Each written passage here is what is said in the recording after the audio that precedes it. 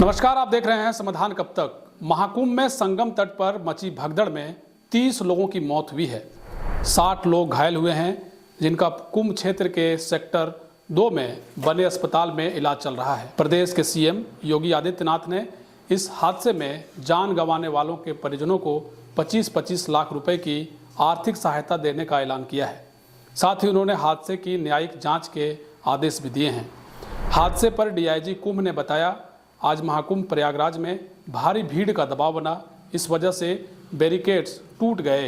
इसके बाद भीड़ ने लोगों को कुचलना शुरू कर दिया। डीआईजी मेला वैभव कृष्ण ने बताया कि महाकुंभ में रात तकरीबन 1-2 बजे के बीच भगदड़ हुई थी। 30 मृतकों में से 25 की पहचान कर ली गई है। इसमें 4 लोग कर्नाटक के और एक श्रद्धालु गुजरात का रहने वाला था। अन्य 5 की पहचान की जा रही है। डीआईजी ने साथ ही ये भी बताया कि वहाँ कोई वीआईपी प्रोटोकॉल नहीं था। हादसे में घायल हुए लोगों की जानकारी के लिए हेल्पलाइन नंबर 1920 जारी किया गया है। इससे पहले मुख्यमंत्री योगी आदित्यनाथ और संतों ने श्रद्धालुओं से अनुशासन बनाए रखने की अपील की थी। सीएम और संतों ने कहा कि श्रद्धालु अपने नज़दीकी घाट पर स्नान करें। मुख्यमंत्री ने कहा, श्रद्धालु माँ गंगा के जिस भी घाट के पास हैं वहीं स्नान करें, संगम नोज की ओर जाने की कोशिश न करें। कई घाट बनाए गए हैं जहां आसानी से स्नान किया जा सकता है। मुख्यमंत्री योगी आदित्यनाथ के साथ ही संतों ने भी श्रद्धालुओं से अपील की है। स्वामी रामभद्राचार्य ने श्रद्धालुओं से अपील की है कि वो जहां हैं वहीं पास के घाट पर स्नान करें, शिविर से बाहर ना निकलें, अपनी और एक दूसरे की सुरक्षा का ध्यान रखें। सभी अखाड़ों और श्रद्धालुओं से अपील की गई है कि अफवाहों से बचें। अखाड़ा परिषद के अध्यक्ष रविंद्र पुरी ने कहा है कि इस समय 12 करोड़ से ज़्यादा श्रद्धालु प्रयागराज में हैं। इतनी बड़ी भीड़ को कंट्रोल करना मुश्किल होता है। हमारे साथ संतों का हुजूम है, श्रद्धालुओं की सुरक्षा सबसे ज़्यादा जरूरी है। वहीं योग गुरु बाबा रामदेव ने कहा है कि करोड़ों श्रद्धालुओं के हुजूम को देखते हुए हमने सांकेतिक स्नान किया है, पूरे देश और विश्व के कल्याण की कामना की है। लोगों से अपील की गई है कि अनुशासन का पालन करें और सावधानी पूर्वक स्नान करें। अब हम आपको यह बताते हैं कि वहां भगदड़ के दौरान जो प्रत्यक्षदर्शी मौजूद थे, जिन्होंने अपनी आंखों से जो भगदड़ की स्थिति देखी और मीडिया को बताया, उसके अनुसार एक पीड़ित ने बताया कि हम लोग संगम में नहाने जा रहे थे, अचानक भीड़ टूट पड़ी, लोग जमीन पर गिर पड़े और भीड़ उन्हें रौंदती हुई निकल गई। लोग चीख रहे थे, रो रहे थे, बूढ़े और बच्चे कुचले जा रहे थे, लेकिन भीड़ नहीं थमी। लोग बैरिकेडिंग तोड़ते हुए आगे बढ़ गए। मेरा पूरा परिवार दब गया। मैं पागलों की तरह उन्हें ढूंढने लगा। मैं खुद दब गया था, लेकिन किसी तरह निकला और अपने परिवार को निकाला। यह नज़ारा था महाकुंभ का। वहीं एक प्रत्यक्षदर्शी जो महिला थी, उन्होंने बताया कि हम लोगों के बीच में बाहर के कुछ लोग घुस आए और धक्का देते हुए आगे चले गए। हम चिल्ला रहे थे, पुलिस और प्रशासन को मदद के लिए बुला रहे थे, कोई नहीं आया। सीआरपीएफ वाले भी वहां नहीं थे। मेरे पति को अस्पताल ले गए, कोई सूचना नहीं है। कर्नाटक के बेलगाम से आई एक महिला विद्या शाह ने बताया कि हम लोग जा रहे थे, उल्टी दिशा से लोग झुंड में आए और सबको दबाते हुए निकल गए। हम लोग खंबे की तरफ दब गए। हम लोग 2 बस में आए थे, अभी हमारे 5 लोग नहीं मिल रहे हैं। एक अन्य महिला ने बताया कि भीड़ में हम सब लोग दब गए। हम चिल्ला रहे थे। मैं संगम की तरफ नहाने जा रही थी, हमारे साथ हमारा पूरा एक ग्रुप था।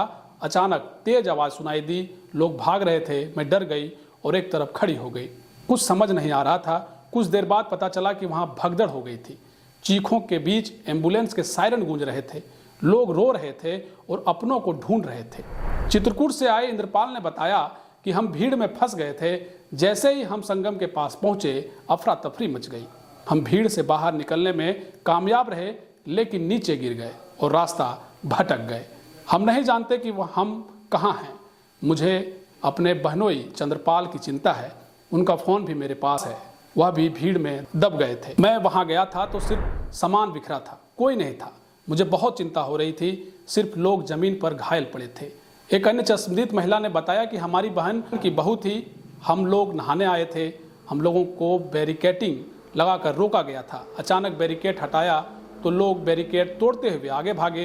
भीड़ बेकाबू हो गई और लोग एक दूसरे को रौंदते हुए आगे बढ़ गए।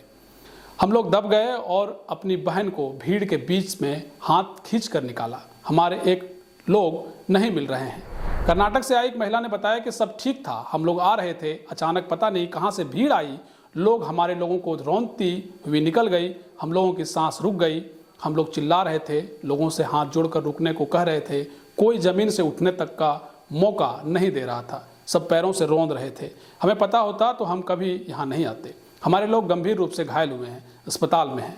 हालांकि ये जो पीड़ित लोग हैं, जो चश्मदीद थे, जिनके साथ से हादसा हुई, जो भगदड़ में लोग, जिन लोगों ने ये दृश्य देखा, वो अपना एक दुख बता रहे हैं, अपनी आप बीती बता रहे हैं कि किस तरह से ये घटनाएं हुई। हालांकि आप जानते हैं कि ये महाकुंभ, जहां करोड़ों लोग अभी प्रयागराज में मौजूद हैं, इतनी बड़ी भीड़ को कंट्रोल कर पाना बहुत बड़ी चुनौती होती है। ऐसे में उत्तर प्रदेश सरकार ने जिस तरीके से एक बेहतर प्रशासन के तौर पर चीज़ों को कंट्रोल किया है, ये वाकई काबिले तारीफ है। लेकिन सबसे दुख की बात यह है कि 30 लोग, अब जो श्रद्धालु वहाँ पहुँचे थे, वो अब इस दुनिया में नहीं है। उनके परिजनों को हालांकि 25-25 लाख रुपए देने का ऐलान जो है उत्तर प्रदेश के मुख्यमंत्री योगी आदित्यनाथ ने किया है। लेकिन सबसे जो बड़ी बात है वो आप लोगों से अपील है, जो अपील सीएम योगी आदित्यनाथ के अलावे जो संत हैं, वहाँ के लोग हैं, और आप मीडिया के जरिए भी जब खबरों को देख रहे हैं तो आपको भी जागरूक होने की ज़रूरत है। आप भयभीत सजग रहें।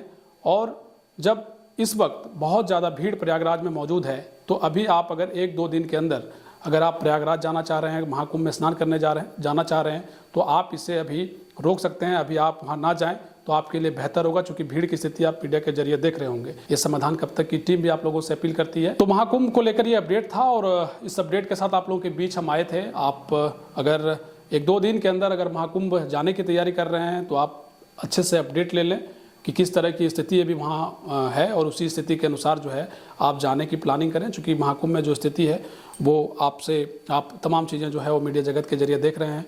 हमने एक रिपोर्ट, जो कितने लोग इस हादसे में अब इस दुनिया में नहीं रहे, जो श्रद्धालु जिन 30 लोगों की मृत्यु हुई है, उसके बारे में, साथ ही जो वहाँ पीड़ित थे, जो चश्मदीद थे, जो उन्होंने मीडिया को बताया है, उसी के साथ हम आप लोगों के बीच इस खबर के जरिए जुड़े थे। आप देख रहे थे समाधान कब तक। मिलेंगे अगली खबर में। शुक्रिया।